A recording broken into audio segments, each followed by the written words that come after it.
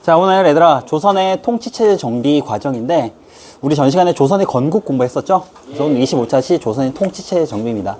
항상 건국 초에 얘들아, 뭐, 신라든 그렇고, 고려든, 조선이든, 이 통치체제를 확립하는 게 되게 중요합니다. 통치체제를 확립하는 과정에서 얘들아, 꼭 두 가지가 필요합니다. 첫 번째는 뭐냐면, 왕권을 강화시켜야 돼. 근데 왕권 강화로 끝나는 게 아니야. 두 번째는 뭐냐면, 왕권 강화를 바탕으로 문물을 정비하고 제도를 완성시키는 거야. 자, 그래야 왕조가 쭉 오랫동안 번성할 수 있습니다.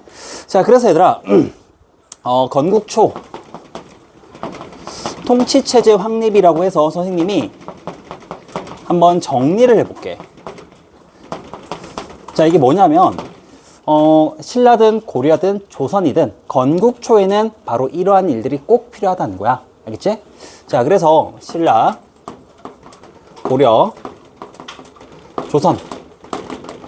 자, 이렇게 구분을 하고요. 자, 신라, 고려, 조선은 건국 초에 통치 체제를 확립하기 위해서 항상 마치 뭐 비슷한 패턴으로 이러한 왕들이 먼저 등장을 해요. 가장 첫 번째는 왕권을 강화시키는 왕들이 등장합니다. 그런데 얘들아, 이것으로 끝나는 게 아니라고 했죠. 강화된 왕권을 바탕으로 무엇을 하냐면 문물 제도를 정비해야 돼. 자, 그래서 문물 제도를 정비하는, 문물을 정비하고 제도를 완성시키는 그런 왕들이 뒤따라오는 겁니다. 자, 이게 참 비슷하게 신라도 그렇고 고려도 그렇고 조선도 그러한 방식으로 나라의 기틀을 잡아갔어요. 자, 그럼 한번 볼게요. 신라에서는 왕권 강화를 했던 왕이 있었죠. 여러분, 그 삼국 통일하고 나서 바로 신문왕이라고 우리가 공부를 했었죠. 귀족 세력을 숙청하고, 자, 이를 통해서 왕권을 강화시켰던 인물이죠. 자, 그리고 나서 얘들아, 우리가 교과서에서는 잘 배우지 않았지만 이걸 바탕으로 문물을 정비하고 제도를 완비한 왕이 있는데 바로 성덕왕이 있습니다. 자, 신문왕은 왕권을 강화시키고 성덕왕은 문물을 정비한 거죠. 두 번째, 고려도 있습니다. 고려는 얘들아 건국 초에 왕권을 아주 강화시켰던 왕, 바로 광종입니다.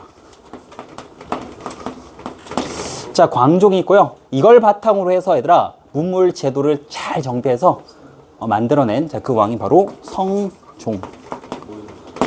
자, 우리 전 시간에 얘들아 조선 초에 막 왕권이 흔들려. 자, 그때 얘들아 왕권을 강화시킨 인물 있죠? 누구였어요? 태종. 이방원, 바로 태종. 자, 이 왕권 강화를 바탕으로 해서 문물을 잘 정비해서 문화를 융성시킨 왕, 바로 오늘 배우는 세종. 근데 얘들아, 조선은 이걸로 끝나지 않아요. 세종 이후에 다시 한번 왕권이 흔들리게 돼요.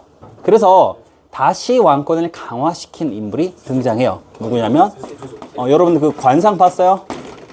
내가 왕이 될 상인가 하는 그 인물 있죠? 수양대군, 바로 세조입니다. 세조 이후에 다시 왕권을 바탕으로 해서 문물을 정비하고 제대로 완성시키는 성종이 등장을 하는 거야. 그래서 여러분들 이게 참 비슷한 패턴이야. 신라, 고려, 조선도 항상 이렇게 왕권을 강화시키고 이후에 문물을 정비하는 왕이 차례대로 나오면서 나라의 어떤 기틀을 잡아간다라는 겁니다. 알겠어요? 자, 신라에서는 신문왕, 그 다음에 고려에서는 광종, 태종, 조선에서는 태종과 세조가 바로 그런 역할을 했습니다. 그리고 문물을 정비했던 왕은 바로 성동왕, 성종, 세종, 성종. 자, 이렇게 되는 거죠. 여러분들 태종하고 있잖아요. 세조하고 되게 닮아 있어요. 조선 초에 왕권을 강화시킨 그런 왕인데, 그러니까 뭐랄까 이렇게 즉위하는 과정도 닮아 있어. 이 사람이 왕자의 난을 일으켰죠. 이 사람 계유정난이라고 해서 정변 통해서 자기 조카 내쫓 꼭 왕이 된 사람이야. 비슷하죠? 공신 세력들을 숙청한 것도 비슷하고요. 거기다가 왕권을 강화시키기 위해서 육조에서 올라오는 모든 사물을 왕에게 직접 보고하도록 했어. 육조 직계제를 시행했다는 것도 비슷해. 그죠? 자, 여러분들 왕권 강화를 한 왕 있죠? 이 왕들의 공통점 이야기해 줄게요. 첫 번째, 자기 측근 세력을 숙청, 좋게 말하면 숙청이고 나쁘게 말하면 죽였어. 가장 측근 세력인데 그들이 왕권을 위협한다 생각한 거야. 그들이 누구였냐면 바로 공신들. 건국하는 과정에서 공신들이 많을 거 아니야. 그 세력들을 다 숙청했던 왕들이야. 두 번째, 왕과 가장 친한 사이야. 누굴까? 외척이야. 외척을 숙청했다라는 그런 공통점도 있어. 근데 얘들아, 여기서 또 하나의 공통점이 있거든. 그게 뭐냐면 측근 세력만 쳐내서 되는 게 아니라 왕권을 강화시키기 위해서는 왕이 군사력을 가지고 있어야 돼. 그러니까 군사력을 왕에게 집중을 시켜야 돼. 그래서 얘들아, 신문왕, 광종, 태종 다 비슷한 역할을 했는데, 우선 신문왕 있죠? 얘들의 예전에 여러분 기억나나 모르겠는데 김흠돌의 난을 진압하고 나서 여러분들 그 당시 귀족들이 가지고 있었던 노급이라고 하는 거 있었죠? 그거는 토지와 노동력을 함께 지배하는 건데, 그것이 곧 얘들아 사병의 기반이 되잖아. 그래서 이 노급 어떻게 했어요? 폐지시켜. 이게 왕에게 군사력을 집중시키는 거야. 두 번째, 광종. 광종은 얘들아 당시 귀족들이 얘들아 노비들을 많이 데리고 있는데, 그 노비들이 수천이나 있죠? 걔들이 다 사병이 되는 거야. 그래서 노비를 어떻게? 노비 양건법을 통해서 풀어주는 거야. 태종은 얘들아 자신이 사병을 이용해서 왕잔을 일으켰죠. 사병을 그냥 두는 게 아니라 사병을 어떻게? 격파시켜버려.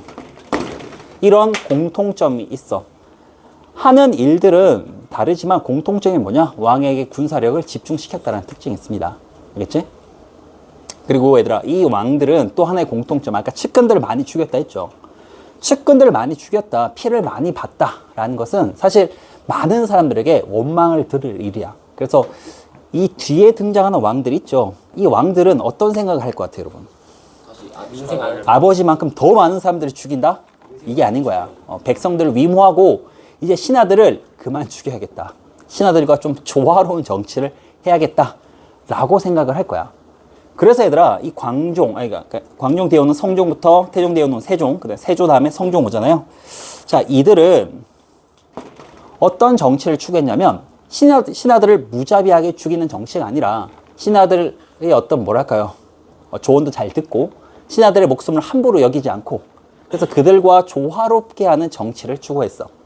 자, 그래서 왕과 신하들이 한마디로 좀 조화롭게 동격으로 같이 함께 하는 그런 정치를 뭐라고 하냐면 이렇게 불러. 무슨 정치? 유교 정치. 그래서 여러분 고려시대 때 성종도 유교 정치, 세종도 유교 정치, 그리고 조선시대 성종도 유교 정치를 했다라고 이야기를 하는 거야. 왜 그랬어? 그 전에 이 왕들이 너무나 무지막지했기 때문이야. 알겠지? 자, 여러분 이렇게 조금 정리를 해두면 좋겠습니다. 알겠지? 자, 그리고 얘들아, 여기서 하나만 더 이야기를 하면, 예전에 선생님 발에 그거 온라인 수업할 때 선생님이 이제 이야기를 했었는데, 발에 온라인 수업을 거의 안 들었더라고. 이게 되게 중요한 건데, 여기서 보면 얘들아, 성종하고 여기 성종 나오죠? 왜 성종이 이렇게 두 번씩이나 나올까? 그죠? 이게 여러분 그 공통점이 있어요. 이유가 있습니다.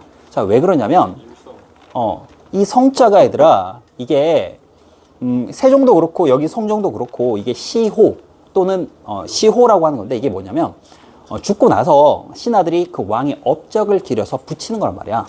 세종대왕이 얘들아 살아생전에 세종이라 불렸을까? 아니요. 세종대왕님 뭐 이렇게 말을 들은 적 없어요. 그냥 주상 전하였다가 세종이 죽고 문종이 딱 즉위하고 나서 우리 아버지 업적을 한번 평가해 보시오 하면, 예, 세종이라 하시면 되겠습니다 하면 이제 세종이라고 해서 묘를 정한단 말이야. 그래서 신하들이 올린 이 시호라는 게 왜 중요하냐면요. 볼게요. 자, 시호를 알면 그 왕의 업적을 쉽게 알 수가 있기 때문입니다. 알겠어요? 자, 그래서 저기 나오는 성이 들어가는 이유도 이 시호 때문인데, 자, 그거 잠깐만 선생님 이야기해 줄게요. 자, 무가 들어가는 황제나 왕이 있어. 여기서 말하는 무는 어떤 글자일 것 같아요? 이거 무자인데요. 이 무자는 싸울 무자입니다. 무력할 때 무자예요. 그러면 싸움을 잘하는 황제, 길 가는 애들 불러가지고 야 일로 와 이 새끼야, 그래서 막 좁혀고 막 이런 왕은 아니겠죠? 어떤 뜻일까요? 무력을 통해서 영토를 확장한 정복군주라는 뜻을 담고 있어요. 그래서 얘들아, 무가 들어간 황제나 왕은 다 뭐다? 정복군주다 라는 겁니다. 발의 무왕이 뭐였어요? 그냥 생각할 것도 없어. 그냥 정복이야. 그래서 얘들아 무왕인 거야. 알겠습니까? 발의 무왕 산동반도 막 공격하고 했죠? 얘들아, 고조선을 정복한 한 나라의 황제가 있어. 우리 중국사 전혀 안 배웠죠? 근데 그 황제가 누군지 알아? 한무제야. 정복 활동을 했기 때문이야. 알겠어요? 얘들아, 백제를 멸망시킨 왕이 있거든? 백제를 맹렬하게 정복했어.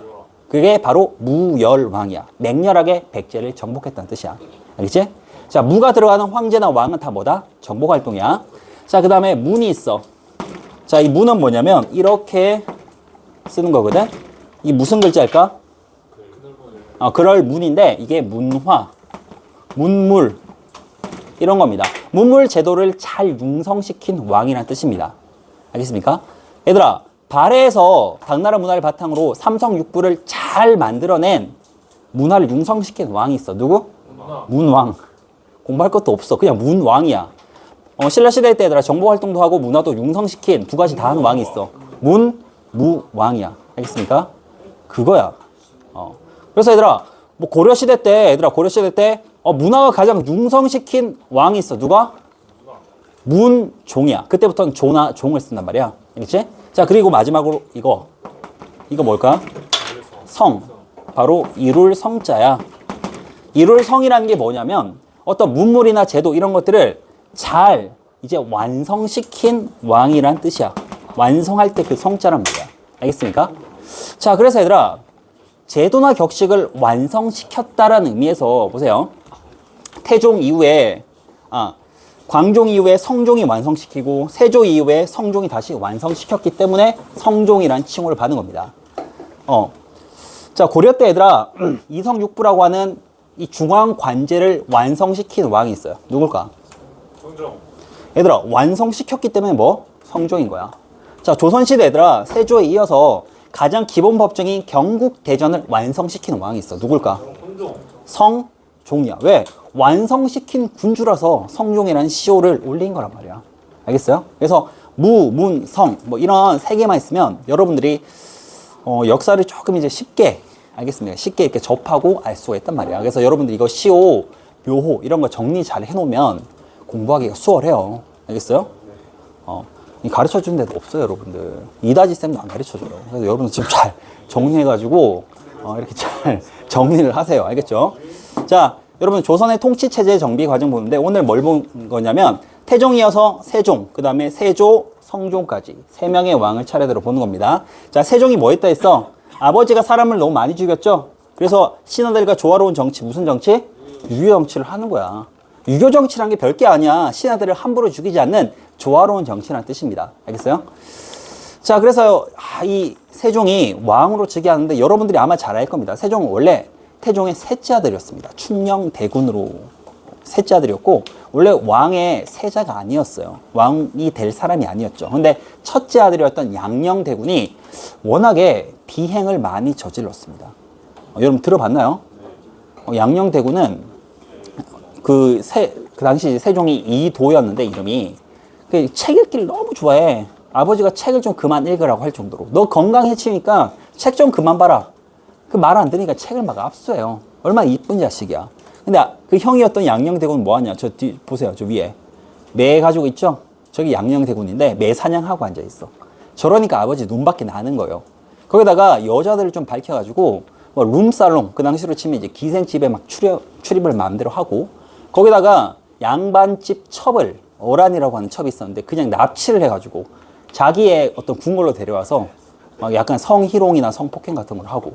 그러니까 이게 이 유학의 군주로서는 도저히 인정받을 수 없는 짓을 한 겁니다. 여자를 너무 밝혔던 이 양녕대군에게 태종이 막 나무래요. 너 정신 안 차리냐? 너 왜 이렇게 여자 밝혀? 이러니까 양녕대군이 뭐라고 하냐면 아버지도 여자 좋아하잖아요. 이러면서 막 아버지는 후궁이 있지 않습니까? 뭐 나도 뭐 여자를 좀 밝힐 수도 있지. 뭐 이런 식으로 아버지한테 대들어요. 실제로 아버지가 신하 같았으면 바로 그냥 죽였을 거야. 근데 그 태종이 있잖아, 아들 바보야. 그래서 그 눈물을 흘려요. 저놈의 자식 저걸 어떻게 해야 될까? 그래서 결국 얘들아 얘를 이제 폐위를 시켜, 세자를. 그러면 당연히 그게 몇 번째로 가야 돼요? 두 번째 아들로 가야 되는데 두 번째 아들이 효령대군이었거든. 근데 효령대군은 더 문제가 많았습니다. 왜냐면 여러분 그 당시에 이제 성리학 유학의 사회에서 신진 사대부들은 가장 증오하고 싫어했던 게 바로 불교였어요. 불교. 그래서 여러분들이 지금 동네 보면 율곡동 안에 여기 얘들아 교회는 있는데 절이 있어 없어? 없죠. 왜 절이 얘들아 산간에만 있냐? 원래는 다 여기 절이 있었어요. 고려시대까지만 하더라도. 근데 이 절을 다 산속으로 다 없애버린 거야. 이렇게 다 보내버린 거지. 스님들은 거의 노비와 같은 신세로 전락을 하게 되는데, 근데 왕의 둘째 아들이었던 효령대군은 스스로 궁궐안에서 머리를 깎고 스님이 되겠다고 미친 겁니다. 우리 지금 대통령 아들이 갑자기 커밍아웃 한 거야. 갑자기 막 남자가 치마 입고 이게 괜찮은데 엄청난 정치 스캔들이지. 그 당시로서는 있을 수가 없는 거지. 그러니까 아버지는 셋째 아들이었던 충녕대군에게 결국 왕위를 물려주게 됩니다. 자, 여러분 세종 있죠? 아까 책을 되게 좋아한다고 했었고, 두 번째로 좋아하는 게 뭔지 알아요?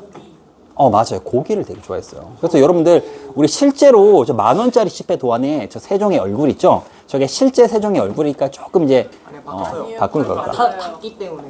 맞아요. 저 어진들이 다 타고 없어졌어. 그래가지고 이게 실제로 아마 이런 상이 아니었을까? 왜냐하면 세종은 좀 고기를 많이 먹고 왕은 이렇게 운동 같은 걸 안 해요. 그래서 좀 비대한 그런 얼굴이 아니었을까? 실제로 세종은 좀 뚱보였다라는 그런 기록이 있습니다. 그러니까 말년에 가면 여러분들 고기 많이 먹고 운동 안 하고 계속 앉아있고 이러면 어떻게 돼요? 성인병, 당뇨병 같은 데다가 될 수 있잖아. 이 사람 당뇨병에 사실 걸렸던 사람이야. 그래서 두 눈이 멀어서 그렇게 막 할 만큼 굉장히 위중했는데, 중요한 건 그런 와중에서도 국정을 잘 챙겼다는 거죠. 자, 세종은 얘들아 아까 뭐 한다 했어요? 유교 정치를 실현한다 했었죠. 신하들과 조화로운 정치를 하려고 노력을 했습니다. 그래서 신하들을 함부로 죽이지 않고요. 세종 때 신하들을 사형시킨 경우는 선생님이 알기로는 없어요. 단 한 명도 없을 만큼 그만큼 신하들과의 좋은 관계를 위해서 아주 노력했던 사람이 세종이에요. 그래서 세종은 신하들이 뭔가 반대를 하잖아. 그냥 웬만하면 신하들의 말을 들어주는 뭐 그런 왕이었고, 신하들이 웬만큼 얘들아 좀 불손하게 굴어도 이게 처벌을 안 내렸어. 그러니까 기어오르는 그런 애들도 많았습니다. 신하들 중에 가장 좀 뭐랄까 사사건건 반대했던 신하, 이름도 좀 특이해. 고약해라는 신하가 있었는데, 고약해 이름이 뭔가 좀 약간 이상하죠. 근데 이 고약해가 뭐든지 다 반대합니다. 그러니까 뭐 세종이 어떤 법안을 만들려고 이렇게 이야기를 하잖아. 이번에 뭐 수령 6년법 뭐 이렇게 얘기하는데 아니되옵니다 뭐 이렇게 하면 듣지도 않고 뭐 말을 듣고 뭐 끊어야 될 거 아니요. 그러니까 이제 제발 내 말 좀 똑똑히 듣고야 그렇게 해라 뭐 이렇게 얘기해도 네 하고 그냥 나가버려요. 왕이 말하는 중간에.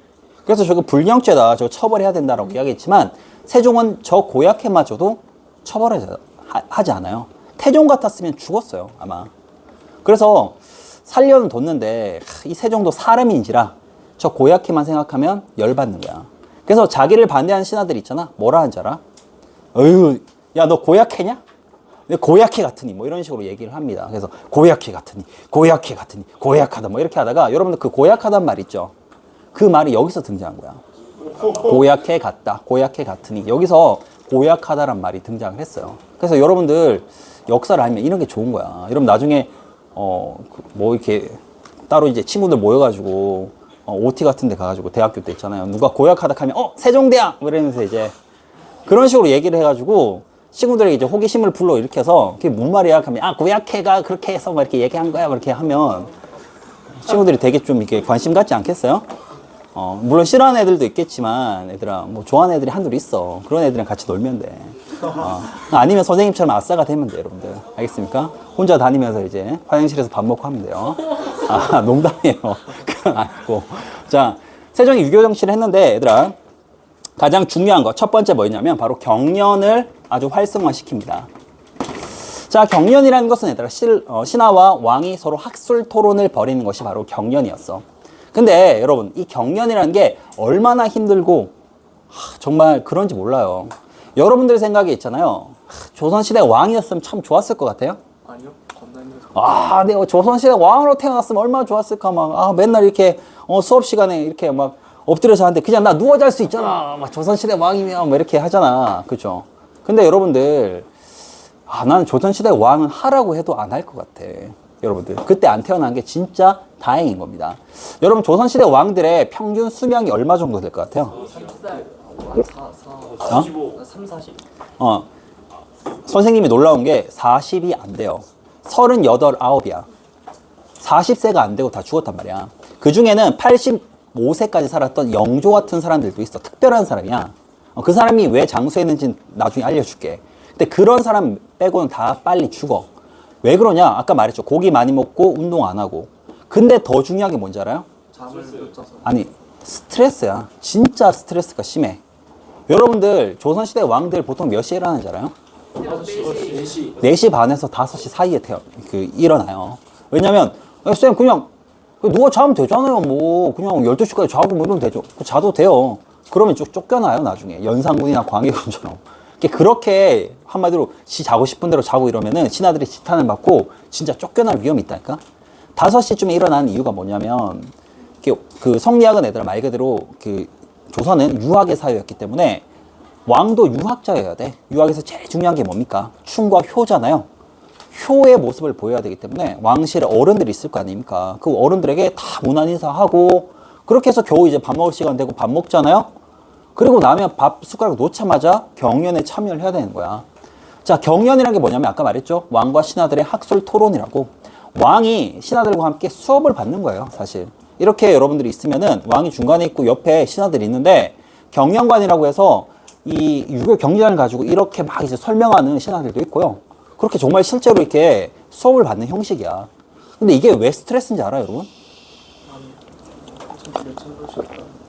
얘들아, 이게 왜 스트레스냐면, 쌤, 그 왕인데 숙제 안 해도 되잖아요, 뭐. 그래서 신하들이 여기 경영관들이 있다가 전하께서는 이 구절에 대해서 어찌 생각하시옵니까? 이렇게 물어본다고. 그 왕인데 얘들아, 나 몰라! 하면 어떻게 되겠어요? 그게 무슨 말이야! 막, 네가 왕이야! 이렇게 말하지 않겠지. 예, 알겠사옵니다. 뭐 이렇게 하는데 분위기가 어떤지 알아?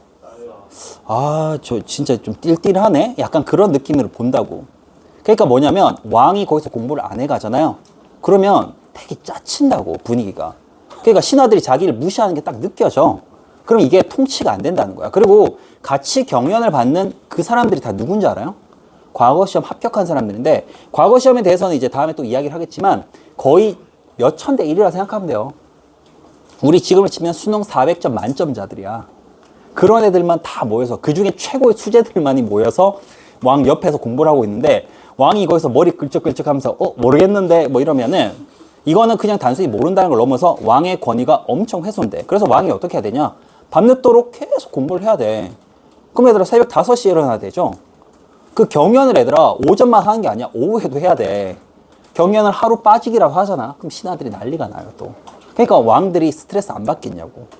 그러니까 오래 못 사는 거예요. 좋은 게 아닙니다. 근데 세종 같은 사람은 이걸 오히려 즐겼어. 왜냐? 이 사람 자체가 워낙에 뛰어난 수재야. 그러니까 왕이기 전에 최고의 학자였어, 그 당시에. 그러니까 정조나 영조도 마찬가지인데, 그래서 경연을 통해서 오히려 이 신하들을 뭐 이렇게 누를 수가 있는 거지. 자신의 어떤 학술적인 토론을 통해. 근데 그런 왕들 빼고는 스트레스를 진짜 많이 받았다는 겁니다. 자, 그리고 두 번째는 의정부 서사 제도를 실시합니다. 자, 이거 선생님이 이야기를 했을 거예요, 여러분. 왕이 의정부를 거쳐서 의정부에서 중요한 사항들을 논의하고, 자, 그런 것에 대해서 왕에게 이제 보고를 한 것, 이게 바로 의정부 서사제입니다. 근데 육조 직계제는 의정부를 제외하고 바로 왕에게 육조에서 보고하는 걸 했죠. 그러면 왕권 강화를 시키는 거 뭐예요? 육조 직계제죠. 그러면 왕권 강화 좋은 거니까 육조 직계제 많이 했겠다 생각을 할 수 있는데, 육조 직계제를 했던 왕은 보세요. 태종하고 세조 2명밖에 없어. 그 좋은 걸 왜 2명밖에 안 했을까? 힘들어서 그래, 얘들아. 다 못해요, 사람이. 왜냐면 2호 예병형 공이잖아. 6개의 이 부서에서 하루에 최소 20건 이상의 이 상소문이 올라가요. 뭐 이걸 보는 것만 해도 얘들아 정말 무시막지하고 답변을 다 달아주고 처리를 하고 이거 못합니다.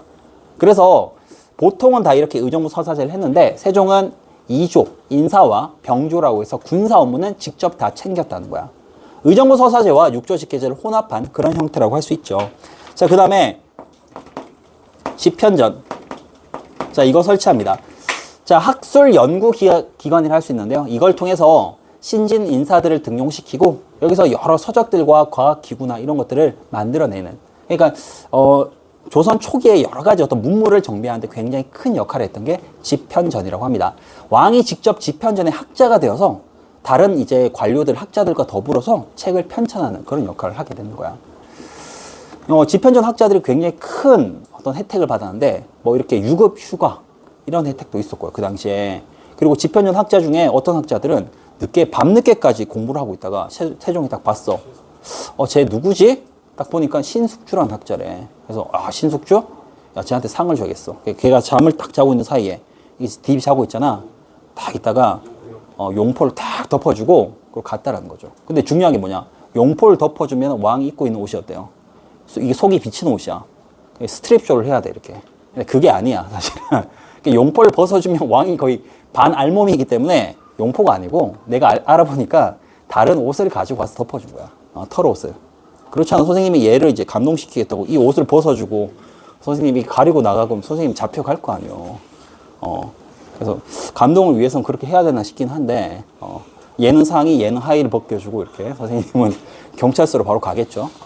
근데 중요한 건 뭐냐면, 그렇게 그만큼 얘들아, 이 집현전 학자들 많이 아꼈다라는 이야기예요. 그래서 이제 아침에 일어났던 신숙주라고 하는 그 학자가 자기가 이제 왕이 덮어준 그 옷을 딱 보면서 감동하면서 눈물을 흘렸다 하는 그런 이야기예요. 자, 그러고 나서 얘들아, 이런 것들을 바탕으로 해서 민본 정치를 실현해 나갑니다. 자, 얘들아, 이 집현전 학자들과 만들었던 여러 가지 기구들이 있습니다. 노비였던 장영실이라는 사람을 등용해서 뭐 혼천이라든지, 저거 천체 관측 기구입니다. 앙부일구라고 하는 해시계, 이런 것들을 만들었는데, 이거 백성들을 위한 그런 장치인 게 뭐냐면 궁궐에만 둔 게 아니에요. 저거 광화문 한복판에 뒀어. 그래서 누구든지 시계를 다 볼 수 있도록 이렇게 만들었단 말이야. 근데 이것의 단점 뭘까? 낮에만 볼 수 있어. 낮에만 볼 수 있는 거죠. 비가 오거나 구름이 끼면 밤에는 못 보죠. 그래서 만들어진 게 뭐냐? 바로 자경루, 물시계를 만들게 됩니다. 자, 그리고 얘들아, 민본 정치 하나의 또 다른 토대로서 이걸 만들게 되는데 바로 측우기라는 겁니다. 이게 뭐냐? 그러니까 측정하는 거, 비의 양을 측정하는 기구죠. 혹시 측우기 실제로 본 사람 있을까? 기상청에 있어요? 봤어요? 저 안에 얘들아 통에 보잖아. 어떤 과학적 원리가 숨어 있는지 알아요? 눈금이요? 저 안에 얘들아 어떤 장치가 되어 있는지 알아? 그냥 얘들아, 세종대왕이 저기 빈통을 그냥 놔뒀다고? 힌트. 선생님이 측우기를 직접 봤어요. 민속박물관 가서. 크기 한 요만해. 그래서 또 봤어. 깜짝 놀랐어요. 안에 진짜 빈통이더라고. 아무것도 없어. 그래서 이게 진짜, 아니 이게 뭐 진짜 뭐 없어 보니까 그냥 빈통이야. 그래서 여러분들이 만약에 이런 거 있잖아, 다 먹고 놔두면 이것도 측우기야. 나 측우기 만들어서 하면 되는 거야. 의미가 없잖아, 그지? 그래서 선생님 이게 뭔데? 뭐 이렇게 생각을 했어. 아무것도 아닌데. 근데 이게 왜 중요한 거냐면, 얘들아, 이거를 하나를 만든 게 아니야. 몇 개를 만들었냐면 400개 정도를 만들었어. 왜 이렇게 많이 만들었을까? 각각 지역마다 각 지방 수령들에게 다 줘요. 칠곡, 상주, 뭐 문경, 여기 김천 이런 수령들에게 다 보급을 하고요. 그 수령들에게 명령을 내려서 비가 올 때마다 이것을 측정하도록 했던 겁니다. 왜 수령들에게 이걸 나눠주고 측정하도록 했을까? 그 지역마다의 비가 얼마나 지역마다 비에 얼마만큼 차등이 오는지를 보는 것이고, 왜 그럼 그 차등을 꼭 알아야만 했냐? 농사직설을 지기 위해. 농사직설도 있지만 어디가 풍년이고 어디가 흉년인지를 정확하게 파악을 해야 되고, 풍흉을 왜 그럼 정확하게 파악을 해야 되냐 하면 이걸 바탕으로 세금을 거두려고 했다는 거야. 얘들아, 그 당시 한 500년 전이잖아. 그 500년 전에 얘들아, 풍흉을 고려해서 세금을 거둔다라는 생각, 그 생각한다는 것 자체가 엄청 과학적인 거라니까. 이거는 그냥 빈통이지. 근데 그 빈통 400개를 지방으로 보내서 이게 세금 제도에 반영되도록 했다라는 것, 그것으로서 의미가 있는 거지. 선생님 아무것도 없는데요? 맞아, 없는 건 맞아요. 하지만 그 원리 자체가 그렇다는 거예요. 알겠죠? 자, 민본 정치를 위해서 여러 가지 서적들도 편찬을 합니다. 백성들이 어떻게 하면 이 유학을 알려줄 수 있을까 고민을 했던 이 세종은요, 최소한 3가지, 충, 효, 그 다음에 가장 강조되는 게 열, 여자들이 절개를 지키는 게 열입니다. 세 가지만 꼭 알려줘야겠다 해서 삼강행실도라는 책을 편찬했는데, 와, 이 한자를 알기 어려웠던 이 백성들 있죠. 그럼 이거라도 좀 알아라 해서 뭘 만들었냐면 저렇게 그림으로, 우리나라 최초의 그림책이에요 저게. 이 세종이 얼마나 얘들아 백성들에게 유학을 알려주고 싶은지 알겠죠. 저 어떤 내용인지 알겠습니까? 어떤 내용일까요 저거? 병사들이 귀신이에요. 귀신이에요. 보면 이해가 좀 잘 안 갈 거야. 저게 이씨 부인이라고 밑에 있는 저 부인 있죠. 오른쪽에 있는 저 애들이 왜구들이에요. 왜구들이 쳐들어오니까 이씨 부인은 막 도망을 치는데요. 결국 저 절벽 끝까지 가서 내가 저들에게 욕을 보이느니 나의 절개를 지키겠다 이러면서 결국 뛰어내립니다. 목숨을 버려서라도 자신의 절개를 지킨 이씨 부인을 칭송하는 거죠. 오늘날에는 저렇게 하면 돼, 안 돼? 절대 하면 안 돼. 오늘날의 윤리가 아니야 저거는. 저렇게 하면 안 되고 그 당시 조선시대의 윤리야. 근데 문제는 뭐냐면 저기 보면 한 컷으로 된 저 만화를 보고 얘들아 저 그림을 보고 저 연려의 어떤 그런 것을 알 수 있겠어요? 파악이 안 돼. 백성들이 봐도 뭐지 이렇게 된 거야. 결국엔 글이야. 그러니까 글 자체를 만들어야 된다는 생각으로 가게 된 거죠. 그게 바로 훈민정음의 어떤 그 창제로 이어진 겁니다. 농사직설도 우리나라 최초의 농법서가 만들어지는 건데요. 이것도 얘들아 최초의 농법서고 가장 뛰어난 농민들에게 직접 물어서 농민들에게 인터뷰해서 만들어낸 그런 책이었단 말이야. 중요한 거 이것도 한자였어. 그래서 농민들이 이걸 이용할 수 없는 거야. 그래서 훈민정음을 창제하게 됩니다. 근데 여러분들 이 훈민정음은 지편연 학자들하고 세종대왕이 같이 함께 만든 게 아니에요. 사실은 세종대왕이 거의 한 8, 90%를 만들었다라고 이야기를 해요. 세종대왕이 왜 그러냐면 그 당시에 그러니까 왕이기 전에 가장 뛰어난 학자야. 오늘날로 치면 대통령이 5개 국어, 6개 국어 한 거야. 그러니까 그 당시에 얘들아 티베트어, 몽골어, 여진어, 거란어, 뭐 중국어 이런 것까지 다 섭렵을 했던 게 바로 세종이었어. 그러니까 당시 신하들이 계속 뭔가 이야기를 하면은 이게 논리적으로 학문적으로 있잖아요. 야, 너 운서 알아? 뭐 사성칠음의 자모가 몇 개인지 아냐? 뭐 이런 식으로 해서 논박을 할 수 있어야 신하들과 이렇게 논쟁에서 이긴다니까.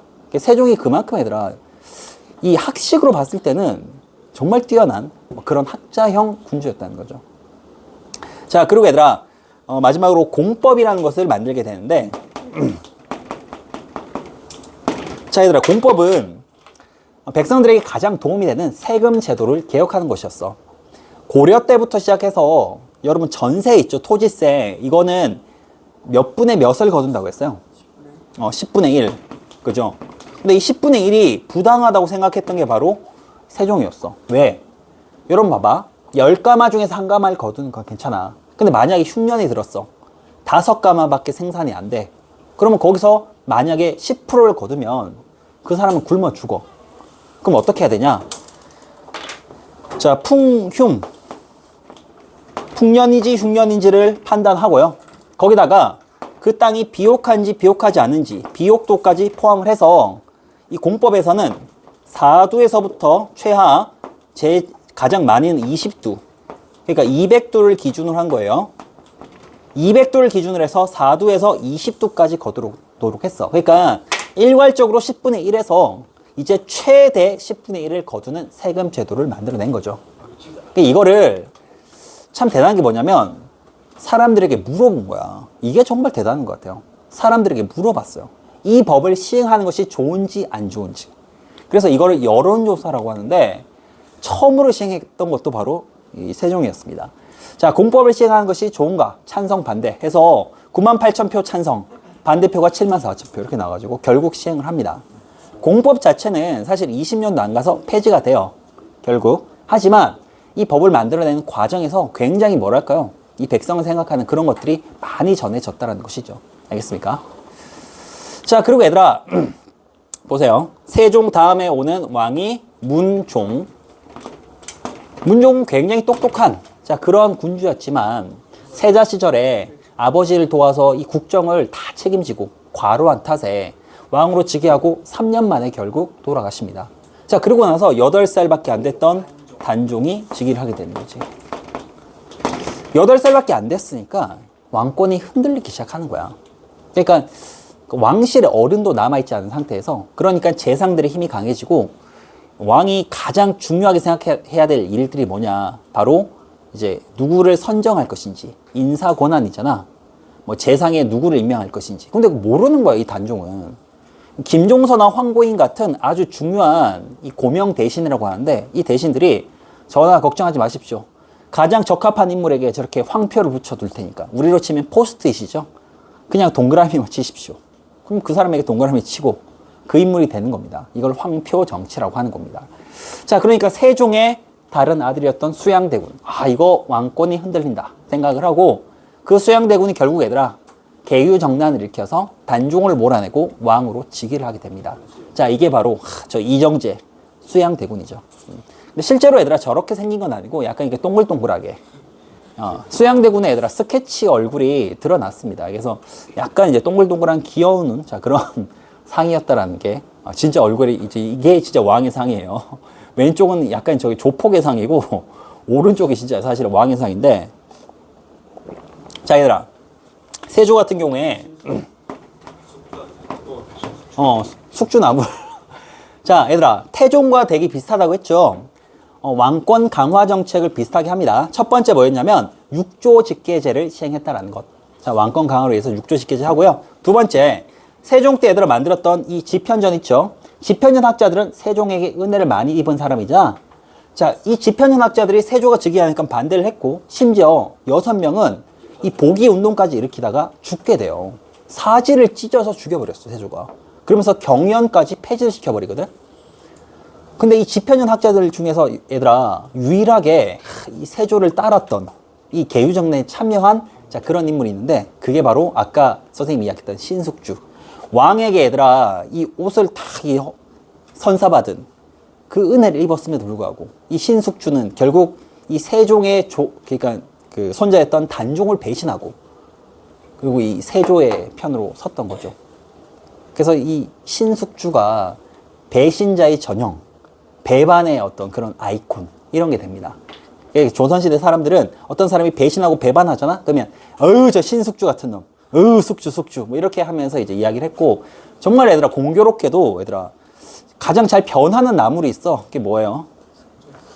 얘들아 물에 살짝만 데치면 이렇게 바로 얘들아 숨이 죽으면서 변하는 나물이 숙주나물. 정말 희한하죠. 근데 이거 희한한 게 아니라 사실 신숙주로부터 따온 거예요. 그래서 조선시대 사람들이 가장 변하는 나물이야. 이거 왜 이렇게 빨리 변해 이거? 이거 숙주네 숙주 해서 얘들아 숙주나물이 된 겁니다. 농담하는 게 아니에요. 진짜요.